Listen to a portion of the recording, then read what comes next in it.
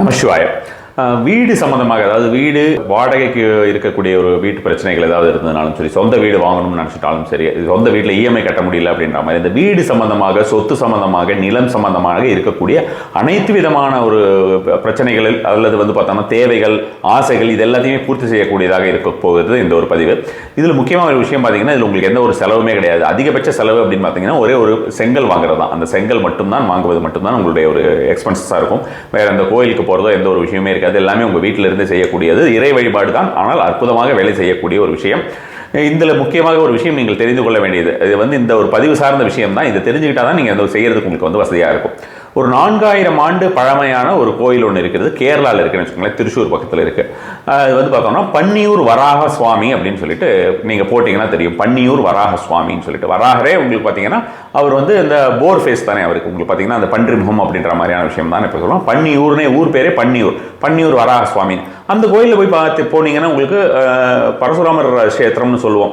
அந்த கோயிலில் போய் பார்த்தோம்னா இந்த மாதிரி வீடு, இந்த மாதிரியான எந்த ஒரு சம்பந்தமான பிரச்சனைகள் இருந்தாலும் அவர்கள் பார்த்தோம்னா அந்த ஒரு மண், அந்த இடத்துலேருந்து ஒரு மண் எடுத்துகிட்டு போயிட்டு அங்கே அந்த கோயிலில் கொடுத்து ஒரு பூஜை பண்ணி தருவாங்க. அதுக்கு எதுவும் மினிமம் சார்ஜஸ் ஏதோ 50 ரூபாயோ 100 ரூபாயோ வாங்குறாங்கன்னு நினைக்கிறேன். ஸோ அது மாதிரியான ஒரு விஷயமாக செய்வார்கள். அங்கே போயிட்டு வரவங்களுக்கு எல்லாருக்குமே பெரும்பாலும் வீடு கட்டணும்னு நினச்சா வீடு கட்டுறது, அல்லது வீடு விற்கணும்னால வைக்கிறது, அல்லது வீடு வாங்கணும்னு வாங்குறது அப்படின்ற மாதிரியான அனைத்து விஷயங்களும், வாஸ்து சம்பந்தமான கோளாறுகள், எல்லா கோளாறுகளுமே தீர்ந்துகிறது அப்படின்ற மாதிரியான விஷயமாக காலங்காலமாக இருக்கக்கூடிய கோயில்னு வச்சுக்கோங்களேன். அந்த வராகமூர்த்தியை வழிபட்டு இங்கே நான் எனக்கு டைரெக்டாக கன்சல்டேஷன் வரவங்களுக்கு, இந்த மாதிரி வீடு சம்பந்தமான விஷயங்கள் சொல்கிறவங்களுக்கு எல்லாருக்குமே இந்த பன்னியூர் கோயிலுக்கு முடிஞ்சால் போயிட்டு வாங்கன்னு சொல்லுவேன். இல்லைன்னா வீட்டிலே இருந்து செய்ய சொல்கிறக்கூடிய ஒரு விஷயம் இருக்கிறது. ஸோ அது மாதிரி செய்யும் பொழுது மிக அதிகமான பலனை தரக்கூடியவராக இருக்கிறார் அந்த வராகமூர்த்தி. ஸோ அந்த வராகமூர்த்தியை முடிஞ்சால் நீங்கள் நேரில் போய் பார்க்கலாம். கூகுளில் போட்டாலே உங்களுக்கு அந்த பன்னியூர் வராகமூர்த்தின்னு போட்டாலோ இல்லை வராக சுவாமின்னு போட்டாலே வரும் உங்களுக்கு. நான் டிஸ்கிரிப்ஷன்லையும் அந்த டீட்டெயில்ஸ் உங்களுக்கு பின் பண்ணுறேன்.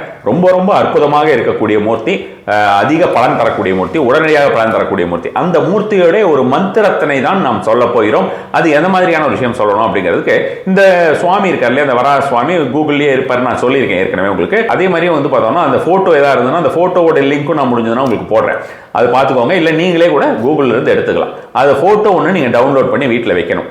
வீட்டில் அது பார்த்தீங்கன்னா அந்த லக்ஷ்மியோட வராகமூர்த்தி லக்ஷ்மியோடைய மடியில் வைத்துக்கொண்டு இருக்கக்கூடிய ஒரு ஃபோட்டோவாக இருக்கும். சாந்தமூர்த்தி, ரொம்ப ரொம்ப வரப்பிரசாதின்னு சொல்லக்கூடியவர். ஸோ அவரை நீங்கள் வச்சுக்கணும். இதில் 2-3 பெனிஃபிட் இருக்குன்னு வச்சுக்கோங்களேன். பொதுவாகவே வராகர் பொறுத்த வரைக்கும் பார்த்தீங்கன்னா ராகு ரிலேட்டடாக ப்ராப்ளம் இருக்குன்னு வச்சுக்கோங்களேன். இப்போ ராகு கேது டிரான்சிட் நடந்திருக்கு. அது தவிர ஜென்ரலாகவே உங்களுக்கு பார்த்தீங்கன்னா யார்ட்டையாவது பணம் கொடுத்து ஏமாந்துருப்பீங்க, யார்ட்டையாவது பார்த்தோம்னா வேறு மாதிரியான ஒரு துரோகங்கள், ஏமாற்றங்கள், அது மாதிரியான விஷயங்கள். நிறைய பேர் MLM அப்புறம் குவிக் ரிச் ஸ்கீம்ஸ், இந்த மாதிரியான விஷயங்கள்ல நிறைய பணம் இழக்கிறார்கள். இது போன்ற பல்வேறு விதமான இழப்புகள், நாம எதிர்பார்த்த விஷயங்கள் நடக்காதது, இதெல்லாமே ராகுவுடைய ஒரு விஷயத்தில் வரக்கூடியது. அது எல்லாத்தையும் தீர்க்கக்கூடியவர் இந்த வராகமூர்த்தி.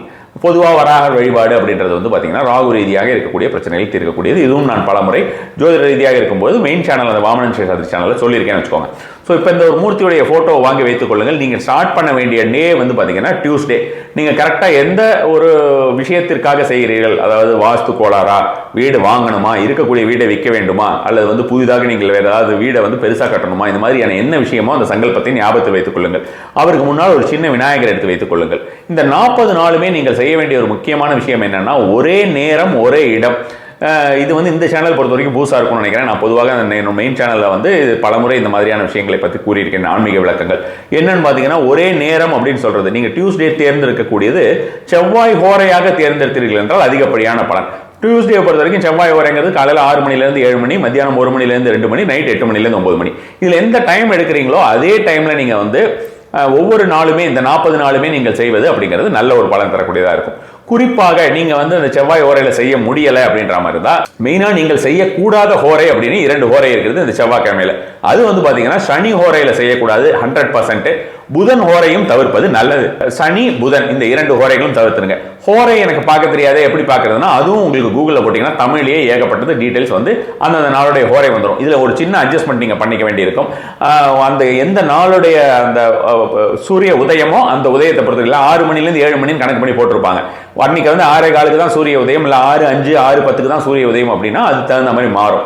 இதற்கும் நான் டிஸ்கிரிப்ஷனில் உங்களுக்கு லிங்க் போடுறேன். நீங்கள் எந்த ஏரியாவில் இருக்கீங்களோ, எந்த கண்ட்ரியில் இருக்கீங்களோ, எந்த சிட்டியில் இருக்கீங்களோ அந்த சிட்டியை போட்டுட்டீங்கன்னா அந்த நாளுடைய ஹோரை டீடைல்ஸ் உங்களுக்கு வந்துடும். அதுவும் வந்து பார்த்தீங்கன்னா உங்களுக்கு ஆங்கிலத்தில், தமிழில், அது மாதிரியான எல்லா லாங்குவேஜ்லையுமே வரக்கூடியதாக இருக்கும். உங்களுக்கு தேவைப்பட்ட லாங்குவேஜில் பார்த்துக்கலாம். அது வந்து ஒரு தேர்ட் பார்ட்டியோடைய ஒரு லிங்க் இருக்குது. அந்த லிங்க்கும் நான் உங்களுக்கு போடுறேன். உங்களுக்கு அது வசதியாக இருக்கும். ட்ரை பண்ணி பாருங்கள். எதுவுமே நீங்கள் தெரிந்து கொள்வதற்கு ரொம்ப ரொம்ப ஹெல்ப்ஃபுல்லாக இருக்கும்னு வச்சுக்கோங்களேன். ஸோ இந்த ஒரு விஷயம், இந்த ஹோரைகளை நீங்கள் தேர்ந்தெடுத்துக் கொள்வது, இந்த 2 ஹோரை மட்டும் சனியும் சரி புதனும் சரி தவிர்த்து விடுங்கள்.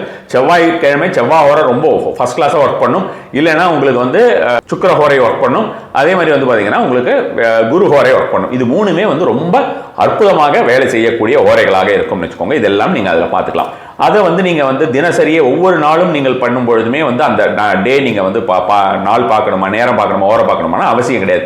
எந்த நாளில் ஆரம்பிக்கிறீர்களோ அந்த நாளில் பார்த்தால் போதுமானது. ஏன்னா நீங்கள் செவ்வாய்க்கிழமை ஆரம்பிச்சுட்டு அடுத்த நாள் புதன்கிழமை நீங்கள் செவ்வாய் ஹோரையிலேயே பண்ணக்கூடாது. அது மாறுபடும். ஆனால் நீங்கள் டைம் இருக்கு இல்லையா, டைம் ஒவ்வொரு நேரத்துக்கும் ஒவ்வொரு ஹோரைகள் மாறுபடும். அதனால நீங்கள் வந்து முதல் நாள் மட்டும் ஹோரை பார்த்தா போதும். செவ்வாய்க்கிழமை உதாரணத்துக்கு நீங்கள் வந்து 1 மணிலேருந்து 2 மணிக்குள்ளே உட்காந்து மத்தியானம் உட்காந்து செய்கிறீங்கன்னு வச்சுக்கோங்க. மத்தியானம் பூஜை செய்யலாமான்னு கேட்டால் அற்புதமாக பூஜை செய்யலாம். மத்தியானம் அது எல்லா விதத்திலும் ஏற்புடையது தான். ஸோ அப்போ மதியம் 1 மணிலேருந்து 2 மணி வரைக்கும் நீங்கள் பண்ணுறீங்கன்னா புதன்கிழமை 1 மணிக்கு 2 மணிக்கு பார்த்தீங்கன்னா புதன் ஹோரை வந்துடும்.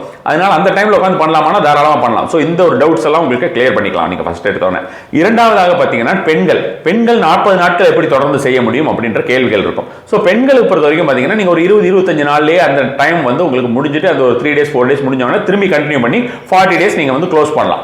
அதில் வந்து எந்த ஒரு தடையும் இல்லை. அதே மாதிரி இறப்பு தடை, மாதாந்திர தடை, இந்த 2 விஷயமே வந்து பார்த்தீங்கன்னா அதில் வந்து எந்த ஒரு ப்ராப்ளமும் வராது. அது நீங்கள் வந்து செய்யறதுனால அது மாதிரி தடைகள் ஏதாவது வந்ததுன்னா அது எதுவும் ப்ராப்ளம் கிடையாது. நம்மளா வந்து இன்னைக்கு பண்ண முடியல, வேற ஏதாவது ஒரு அவசர வேலை வந்து விட்டது, இந்த மாதிரியான ஒரு நினைப்பில் நாம் வந்து தள்ளி போட்டோம் என்றால் அதற்கு தகுந்த மாதிரி தான் ரிசல்ட் கிடைக்கும். ஸோ அந்த விஷயத்தில் ஞாபகத்தில் வச்சுக்கணும். இதனால தான் நம்ம வந்து எல்லா நாளுமே செய்யக்கூடிய ஒரு முறையாக பார்த்தோம்னா காலையில் 6 to 7 அப்படிங்கிறது ரொம்ப ரொம்ப வசதியான டைமாக இருக்கும். அது மாதிரியான டைமில் செய்யலாம். இல்லைனா நைட் 8 to 9 அப்படின்றது அந்த மாதிரியான ஒரு டைமில் செய்யலாம்னு வச்சுக்கோங்களேன். அல்லது வந்து 9 to 10 அப்படின்றது நம்ம செவ்வாய்க்கிழமை ஆரம்பிக்கிறோங்கிறதுனால 8 to 9ங்கிறது ரொம்ப நல்ல ஒரு பலன் தரக்கூடிய ஒரு விஷயமாக இருக்கும். 9 to 10ங்கிற போது பார்த்தீங்கன்னா உங்களுக்கு வந்து ஞாயிறு வரை சூரிய வரை வந்துடும். ஸோ இந்த விஷயத்தை ஞாபகத்தில் வச்சுக்கோங்க. இப்போ செவ்வாய்க்கிழமை நீங்கள் ஸ்டார்ட் பண்ணிடுறீங்க. தினசரியே நீங்கள் வந்து சிகப்பு மலர்கள் போட வேண்டியது. இதில் வந்து நீங்கள் ஃபாரின்ல இருக்கக்கூடியவர்கள் யாராவது பார்த்துட்டு இருந்தீங்கன்னா உங்களுக்கு டெய்லி சிகப்பு கலர் மலர்கள் கிடைக்காது அப்படின்ற மாதிரி இருந்ததுன்னா அதற்கு பதிலாக நீங்கள் என்ன பண்ணணும்னா அக்ஷதை பச்சரிசி இருக்கு இல்லையா, கொஞ்சம் பச்சரிசி எடுத்து வச்சுக்கோங்க. டெய்லியே ஃப்ரெஷ்ஷாக எடுக்கணும். அதனால 1 ஸ்பூன் வச்சுக்கிட்டா போதுமானது. 1 ஸ்பூனோ 2 ஸ்பூனோ போட்டுக்கிட்டா போதுமானது. அதில் வந்து கொஞ்சம் மஞ்சளை கலக்கணும்னா நம்ம வந்து அக்ஷதையாக பண்ணிடுவோம். இப்போ நீங்கள் இதுக்கு செய்ய போகிறது வந்து பார்த்தீங்கன்னா குங்குமத்தை கலக்க வேண்டியது. மஞ்சள் கலக்கிறது நல்லது தான், குங்குமம் கலக்கிறது நல்லது தான். ஸோ குங்குமத்தை கொஞ்சம் கலக்கி அது மாதிரி ரெடி பண்ணி வச்சுக்கணும். என்னைக்கு பூ இல்லாத ஒரு தருணத்திலே. பூ உங்களுக்கு கிடைக்கும்னா அரளிப்பூ போடுறது, தினசரி போடுறது ரொம்ப ரொம்ப அதிக பலன் தரக்கூடியதாக இருக்கும். அதே போல் வந்து பார்த்தீங்கன்னா டெய்லியே ஏதாவது ஒரு நிவேதனம் செய்ய வேண்டும். அந்த நிவேதனம் என்னன்னு பார்த்தோம்னா சாதாரண ஒரு கற்கண்டோ அல்லது உலர் திராட்சையோ இருந்தாலும் போதுமானது. ஆனால் தினசரி செய்ய வேண்டியது. தினசரி ஊதுவத்தி காட்டணும். அதே மாதிரி தினசரி நீங்கள் நெய் தீபம் ஏற்றி வைக்க வேண்டியது அல்லது இழுப்பெண்ணெய் தீபம் ஏற்றி வைக்க வேண்டியது, சிகப்பு திரி போட்டுக்க வேண்டியது. இது தினசரி செய்ய வேண்டியது. அதே போல் வந்து பார்த்தீங்கன்னா ஒரு சந்தனத்தை குழைத்து அவருடைய நெற்றியில் வைக்க வேண்டியது. தினசரி அந்த போட்டோல ஒரு சந்தனத்தை வச்சுட்டு அதுக்கப்புறம் நீங்க வந்து அந்த சந்தனத்தை அடுத்த நாள் நீங்க ரிமூவ் பண்ணிட்டு புதுசாக ஒரு சந்தனம் வைக்கலாம். இதை டெய்லி நீங்க செய்யணும். போட்டோ மாஸ்ட். ஒரு செங்கல் ஒன்று வாங்கிக்கலாங்கன்னு சொல்லியிருந்தேன். அந்த செங்கலை வாங்கி வச்சுட்டு அந்த செங்கல்லையும் வந்து பார்த்தீங்கன்னா ஒரே ஒரு முறை முதல் நாள் மட்டும் சந்தனத்தை நன்றாக குழைத்து அதில் கொஞ்சம் குங்குமத்தை மேலே வந்து கொஞ்சம் தடவிடுங்க. நம்ம ஜென்ரலாக பார்த்துருப்பீங்கன்னா நிறைய காவல் தெய்வங்களுக்கெல்லாம் அந்த மாதிரியான ஒரு விஷயமாக நம்ம செஞ்சு வைப்பாங்க. நம்மளை பொறுத்த வரைக்கும் பார்த்தீங்கன்னா கற்களை ஏதாவது கல்லாக இருந்தாலும் தூசியாக இருந்தாலும் துரும்பாக இருந்தாலும் அதை கடவுள்களாக நினைக்கக்கூடியவர்கள் நாம். ஸோ அதனால அந்த மாதிரியான ஒரு விஷயமா செய்கிறோம். இந்த கல் எதுக்கு வைக்கிறோம் அப்படின்ற மாதிரியான விஷயமா பார்த்தீங்கன்னா இந்த கல் வந்து உங்களுக்கு எர்த் எலிமெண்ட். நம்ம ஜென்ரலாக கல் மண் எல்லாமே எர்த் எலிமெண்ட் தானே. ஸோ மண்ணுக்குரியவர் அப்படிங்கிற காரணத்தினாலே அந்த தெய்வத்தோடைய சக்தி அதில் இருக்க வேண்டும் அப்படின்றதுனாலையும் இந்த ஒரு பூஜை செய்து முடித்த பிறகு அந்த கல்லையே உங்களுடைய வீடு நீங்க ஏதாவது ஒன்று வைக்கிறதுக்கோ ஏதாவது வீடு வாங்குறதுக்கோ அந்த மாதிரியான ஒரு விஷயமா இருந்தால் யூஸ் பண்ணிக்கலாம். வீடு நீங்க உங்களுக்கு விற்கிறதுக்காக நீங்க ஏதோ ஒரு விஷயம் செய்யறீங்கன்னா விற்கும் பொழுது அது அப்படியே அந்த ஒரு கல்லை நீங்க அங்க வச்சுட்டு போயிடலாம் அப்படின்ற மாதிரியான ஒரு விஷயமா இருக்கலாம். வாஸ்து கோளாறுக்காக செய்யறீங்கன்னா அந்த கல் வந்து பூஜை அறை பக்கத்திலேயே வைத்து விடுங்கள். அது எல்லா விதமான ஒரு நன்மையும் தரக்கூடியதாக இருக்கும். இதுக்காக நம்ம பெரிய செலவு பண்ண வேண்டாம். இந்த 40 days பூஜைங்கிறது வந்து உங்களுக்கு எவ்வளவு நேரம் ஆகும் பார்த்தீங்கன்னா 10 நிமிஷம் ஆகும். ஒரு நாளைக்கு 10 minutes தான். முதல் நாள் நீங்க செய்யக்கூடிய இந்த ஒரு விஷயத்தை மெயினா நீங்க செஞ்சுக்க இந்த விஷயம் எல்லாம் சொல்லியிருந்தேன் இல்லையா, இதை ரெடி பண்றதுக்கு தான். மற்றபடி உங்களுக்கு இதெல்லாம் செஞ்சு முடிக்கிறதுக்கு 10 minutes தான் ஆகும். அதுக்கு மேல ஆகாது. ரொம்ப ரொம்ப சாதாரணமான ஒரு விஷயமாக இருக்கும்னு வச்சுக்கோங்களேன். இந்த நீங்க வந்து சொல்லக்கூடிய ஒரு மந்திரத்தினை வந்து 108 முறை சொல்ல வேண்டியது 40 நாட்களுக்கு. டோட்டலாக வந்து பார்த்தீங்கன்னா உங்களுக்கு 4000 கணக்கு. நான் 4000 தான் கணக்கு, நான் வந்து 108 108ன்னு சொல்கிறோம். அதனால வந்து பார்த்தோம்னா தினசரி இந்த 9 கணக்கில் வந்துடும் வச்சுக்கலாம். 108ங்கிற போதே அந்த 9ஆம் கணக்கில் வந்துடும் இல்லையா? ஸோ அது மாதிரி வரும்பொழுது உங்களுக்கு அந்த 4000 தாண்டியே போயிடும். கடைசி நாட்கள் மட்டும் முடிந்தால் உங்களுக்கு பானகமாவது அல்லது ஏதாவது ஒரு பாயசமாவது அல்லது ஏதாவது ஒரு சக்கரை பொங்கலாவது நீங்கள் நிவேதனம் பண்ணி வணங்கி வேண்டிக் கொள்ளுங்கள். முதல் நாள் வந்து ஃபர்ஸ்ட் வந்து பார்த்தீங்கன்னா தினசரியே நீங்கள் கணபதியிடம் அனுமதி கேட்க வேண்டும். தரையில் வந்து வெறுந்தரையில் உட்கார்ந்து செய்யக்கூடிய எந்த ஒரு பூஜைகளாகட்டும் மந்திரங்களாகட்டும் அது வந்து பலன் தராது. அதனால நம்ம ஏதாவது ஒரு கோணியோ அல்லது வந்து பார்த்தோம்னா ஏதாவது ஒரு மேட்டோ போட்டுக்கணும். என்னால் கீழே உட்கார முடியாதுன்னு நினைக்கிறவங்க சேர்ல உட்காருங்கன்னா வெறும் அந்த கால் வந்து தரையில் படக்கூடாது, அதுக்கு கீழே ஏதாவது ஒரு மேட் போட்டுக்கணும், இல்லைன்னா ஒரு பேப்பராவது போட்டுக்க வேண்டியது. எர்த் எனர்ஜி வந்து உங்களுக்கு நம்ம மந்திரம் இந்த மாதிரியான விஷயத்தெல்லாம் சொன்னோம்னா ஈஸியாக கிராஸ் பண்ணிக்கும். அதனால தான் நம்ம கற்சிலைகளை சுவாமி கிட்ட வைக்கிறோம். ஸோ நம்மளுடைய மந்திரம் நம்ம இந்த சக்தி அப்படிங்கிறது நம்ம கிட்ட இல்லாமல் அது பூமிக்கு போய்விடும் அப்படின்ற விஷயம் இருக்கிறது. ஸோ அதை ஞாபகத்தில் வைத்துக் கொள்ளுங்கள்.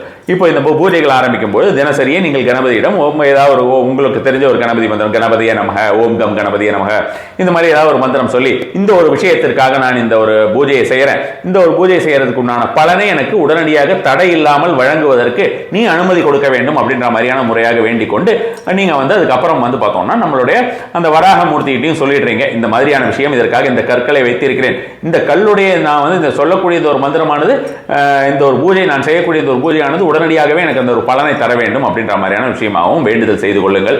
உன்னுடைய கோயிலுக்கு வரேன்னு சொல்லுங்க. நீங்க பக்கத்தில் இருக்கிற கேரளாக்கு போக முடியாதுங்கிற மாதிரி இருந்தோம்னா பக்கத்தில் இருக்கிற வராகமூர்த்தி கோயில் கூட போகலாம். சென்னையை பொறுத்த வரைக்கும் பார்த்தீங்கன்னா உங்களுக்கு இங்க நித்திய கல்யாண பெருமாள் இருக்காரு, அவர் வராகமூர்த்தி தான் ரொம்ப அற்புதமா இருப்பார், அவர் ஈசிஆர்ல இருக்கார், அவரை போய் பார்க்கலாம். இது மாதிரியான வேற சில கோயில்கள் இருக்கிறது, அதை நீங்க கூகுளில் தேடி பார்த்துக்கோங்க. ஸோ இப்போ அந்த மாதிரி நீங்கள் வந்து வேண்டுதலெல்லாம் முடிந்து உங்களுக்கு பிரார்த்தனை பலிதமானவுடன் அந்த கோயிலுக்கு போயிட்டு நீங்கள் ஏதாவது ஒரு விஷயமாக செய்ய வேண்டியது, உங்களால் முடிஞ்சது ஒரு அர்ச்சனையோ ஒரு பூக்களோ அல்லது எந்த விஷயங்கள் நீங்கள் வாங்கி கொடுக்க முடியுமோ அது மாதிரியான விஷயமாக கோயிலுக்கு வாங்கி கொடுங்க. அது உங்களுடைய மனதை பொறுத்ததுன்னு வைத்துக் கொள்ளுங்கள். அது நீங்கள் வந்து வேண்டுதல் போதிலேயே நீங்கள் வந்து வேண்டிக்கிட்டாலும் வேண்டிக்கலாம், அல்லது நீங்கள் வந்து வேண்டுதல் இல்லாமல் நீங்கள் டைரெக்டாக செஞ்சு முடிச்சுட்டு அவங்க போய் பண்ணாலும் பண்ணலாம். தெய்வம் வந்து நீங்கள் கொடுக்கக்கூடிய பணத்திற்காக கிடையாது, அவர் வந்து உங்களுக்கு உங்களுடைய அன்பிற்காகவும் உங்களுடைய பக்திக்காகவும் தான் வச்சுக்கோங்க. ஸோ அப்போ நீங்கள் சொல்ல வேண்டியது அந்த ஒரு மந்திரத்தை சொல்லிக்கொண்டே அந்த பூக்களை போட வேண்டியது, அவ்வளோதான். அடுத்த நாள் அந்த பூ எடுத்து நீங்கள் ரிமூவ் பண்ணிடலாம். யூஸ்வலாக பூ எடுத்து என்ன பண்ணுவோம், அது மாதிரி நீங்கள் ரிமூவ் பண்ணிடலாம். இந்த நிவேதனம் பண்ணிட்டு ஆர்த்தி காமிச்சிருங்க. கற்பூரம் டெய்லியே காட்டணும், அது நான் உங்களுக்கு சொல்ல மறந்துட்டேன்னு நினைக்கிறேன். கற்பூரம் டெய்லியே காட்டணும். டெய்லி கற்பூரம், அவருக்கு நெத்தியில் வைக்கக்கூடிய சந்தனம் தினசரி, ஊதுவத்தி தினசரி, தீபம் ஏற்றுவது தினசரி. ஸோ இந்த விஷயங்கள் எல்லாமே தினசரியாக செய்ய வேண்டியது, அதில் ஞாபகத்தில் வைத்துக் கொள்ளுங்கள். பூக்கள் நீங்கள் போடக்கூடியதும் தினசரி, நிவேதனமும் தினசரி. ஸோ அந்த பூக்கள் வந்து நீங்கள் போடுறதுக்கு பதிலாக தான் உங்களுக்கு வந்து பூக்கள் இல்லைங்கிற பட்சத்தில் நீங்கள் வந்து அந்த குங்குமத்தில் கரைச்ச ஒரு குங்குமத்தில் தோய்த்த அந்த பச்சரிசி அக்ஷதையை எடுத்துக்க சொல்லியிருந்தேன், சிகப்பு அக்ஷதை. அது மாதிரியான முறையாக நீங்கள் வந்து டெய்லி அதை போட்டு அவருக்கு வந்து ஏதாவது முன்னால் ஒரு பிளேட்டோ ஒரு இலையோ ஏதாவது வச்சுட்டிங்கன்னா அதில் போட்டுடலாம். தரையில் போட்டு வீணாகாது, அது மாதிரியான விஷயமா போடலாம். டைரெக்டாக அந்த கல்லிலேயே போட்டுட்டு அதுக்கப்புறம் நீங்கள் அதை ரிமூவ் பண்ணிட்டு எடுத்து போடுறவங்க இருந்தாலும் போடலாம். இந்த ஒரு ஸ்ட்ரக்சர் வச்சிருக்கீங்க இல்லையா, இந்த வந்து ஒரு இவர் வச்சிருக்கீங்க, நம்மளுடைய மூர்த்தியை வைத்திருக்கிறீர்கள், பன்னியூர் மூர்த்தியை வைத்திருக்கிறீர்கள், அதுக்கப்புறம் கீழே செங்கல் வச்சிருக்கீங்க, வராகமூர்த்தி வச்சிருக்கீங்க, செங்கல் வச்சிருக்கீங்க, கணபதி ஒன்று வச்சிருக்கீங்க. கணபதி அந்த இடத்துல எடுத்து வைக்க முடியும்னா வைக்கலாம், இல்லை பூஜை அறையிலே இருக்கட்டும், அவர்கிட்ட பிரார்த்தனை மட்டும் பண்ணிக்கோங்க. இந்த ஸ்ட்ரக்சர் 40 டேஸும் அப்படியே இருக்கட்டும், அதில் வந்து எந்த ஒரு மாற்றமுமே இருக்க வேண்டாம். அதுக்கு தகுந்த மாதிரி நீங்கள் கீழெல்லாம் பெருக்கி விடுவீங்க, தொடச்சி விடுவீங்கன்னா அதுக்கு தகுந்த மாதிரியான ஒரு முறையாக நீங்கள் வைத்துக் கொள்ளுங்கள். விளக்கெல்லாம் முடிஞ்சவொன்னே ஆஃப் பண்ணிடலாம். விளக்கு, ஊதுவத்தி, மற்ற விஷயங்கள் எல்லாமே நீங்கள் முடிஞ்சவொடனே நீங்கள் மலையேற்றி விடலாம், அதில் எந்த ஒரு தடையும் இல்லை. ஓம் நமோ பகவதே வராகாய நமக, ஓம் நமோ பகவதே வராகாய நமக என்ற ஒரு மந்திரத்தினை முதலிலே 3 முறை சொல்ல வேண்டியது. ஆரம்பத்திலையும் சரி கடைசியிலையும் சரி ஓம் நமோ பகவதே வராகாய நமக இந்த ஒரு மந்திரத்தை சொல்லிடணும். இந்த 108 டைம் சொல்றேன்னு சொல்லியிருக்கேன் இல்லையா, அதற்கு நீங்கள் என்ன சொல்ல வேண்டிய மந்திரம் என்றால் ஓம் பூர் வராகாய, ஓம் பூர் பகவதே வராகாய நமக, ஓம் பூர் பகவதே வராகாய நமக என்ற ஒரு மந்திரத்தை சொல்ல வேண்டியது. இந்த ஓம் பூர் அப்படின்றது வந்து பார்த்தீங்கன்னா காயத்ரி மந்திரம் உங்களுக்கு தெரிஞ்சிருக்கலாம். ஓம் பூர் புவஸ்வஹ தஸ்சவித்ரவரேண்யம் பர்கோ தேவஸ்ய தீமஹி தியோ யோ ந பிரசோதயாத்னு சொல்லுவோம் நம்ம. பூர்லோகம், போர்லோகம், சுவர்லோகம் அப்படின்னு ஒவ்வொரு லோகங்களை குறிக்கக்கூடியது. ஸோ அந்த போர் லோகத்தை தான் அது அந்த மாதிரியான விஷயமா தான் நம்ம மென்ஷன் பண்றோம். ஸோ ஓம் பூர் நமோ பகவதே வராகாய நமக என்ற ஒரு மந்திரத்தினை 108 சொல்லிடுறது. ஆரம்பத்தில் ஓம் நமோ பகவதே வராகாய நமகங்கிறது ஃபர்ஸ்ட் 3, லாஸ்ட் 3, இதுதான்.